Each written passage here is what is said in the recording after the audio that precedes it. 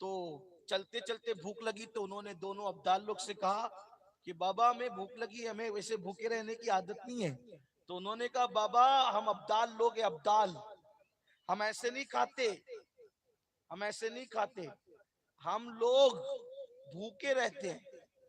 اور جب بھوکے رہتے رہتے ایک وقت تو گزر جاتا ہے تب ہم کھاتے ہیں۔ اگر تم کو جانا ہے تو تم واپس جاؤ، ہم اپنا طریقہ توڑ نہیں سکتے،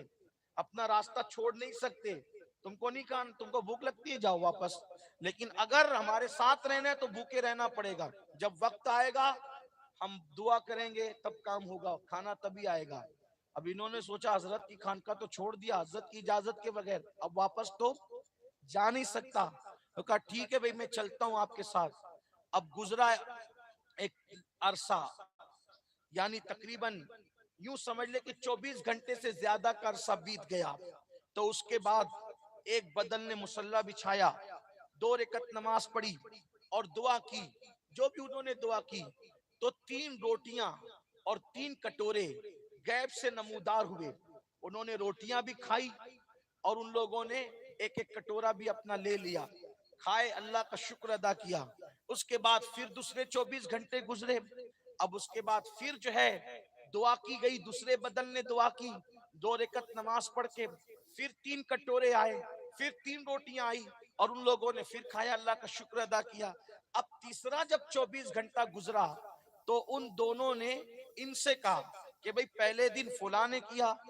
کل ہم نے کیا، آج تمہاری باری ہے بابا تم دعا کرو۔ انہوں نے کہا حضرت میں سیدھا سادہ انسان، ایک نارمل سا انسان، عام سا انسان، میں کوئی ولی نہیں، میں کوئی کتب ابدال نہیں، میں کیا کروں؟ کہ بھئی دیکھو آج باری تمہاری ہے، اگر تم دعا کر سکتے ہو تو کرو، نہیں کر سکتے ہو تو تم بھی بھوکے رہو ہم بھی بھوکے رہیں گے، صبر کر لیں گے، کوئی بات نہیں۔ اب جب بن آئی جان پر تو انہوں نے بھی مصلی بچھایا، اور مصلی بچھا کر انہوں نے 2 رکعت نماز پڑھ کے دعا کی، تو جب دعا کی، جو بھی انہوں نے دعا کی ہوگی، دعا کی تو اس دن 2 روٹیاں ایک ایک آدمی کے لیے اتری اور 2 کٹورے ایک ایک آدمی کے لیے آئے۔ تو دونوں نے کہا بھئی آپ تو کہہ رہے تھے کہ آپ سادہ سے آدمی ہو، ہم نے دعا کی تو ایک ایک کٹورا اور ایک ایک روٹی، اور آپ نے دعا کی تو 2 کٹورے اور 2 روٹی، آپ کون صاحب ہو؟ سچ سچ بتانا۔ تو کہا بھئی میں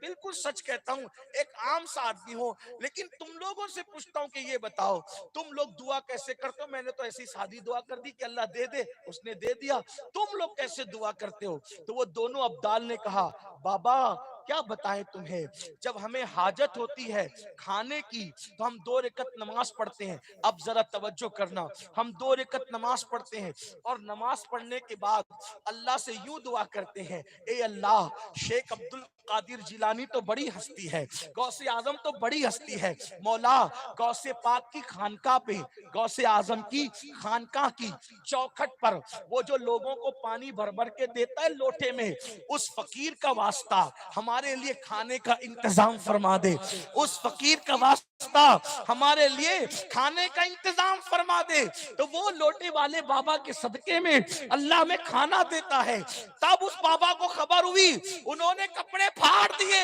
اور کہا واللہ میں سوچ رہا تھا پیر نے کیا دیا، میرے پیر نے مجھے یہ مقام عطا کر دیا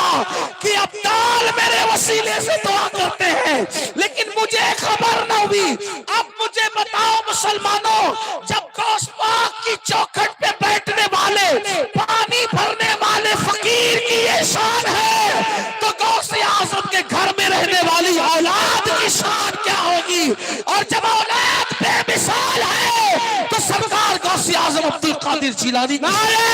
تکبیر، نعرہ تکبیر، نعرہ رسالت، نعرہ رسالت، ملک اعلی حضرت، ملک اعلی حضرت، ملک اعلی حضرت، نعرہ تکبیر، نعرہ رسالت۔ غوث پاک کی شان کیا ہو؟ اللہ نے ایسے بزرگوں کا دامن ہمارے ہاتھوں میں عطا کیا. بس میں اپنی گفتگو کو زیادہ طول نہ دیتے ہوئے سمیٹتے ہوئے عرض کروں تو اللہ تعالیٰ نے ایسے ایسے بزرگوں کا دامن ہمارے ہاتھوں میں رکھا تو ہم نے لیکن ان کی قدر نہیں کی. میرے آقا علیہ السلام کے دیوانوں، آپ کہتے ہو مولانا ہمارے ہاتھ میں بھی غوث پاک کا دامن ہے. بس اپنی بات سمیٹ رہا ہوں، ہمارے ہاتھ میں بھی غوث پاک کا دامن ہے. میری مائیں اور بہنیں کہتی ہے ہمارے ہاتھ میں بھی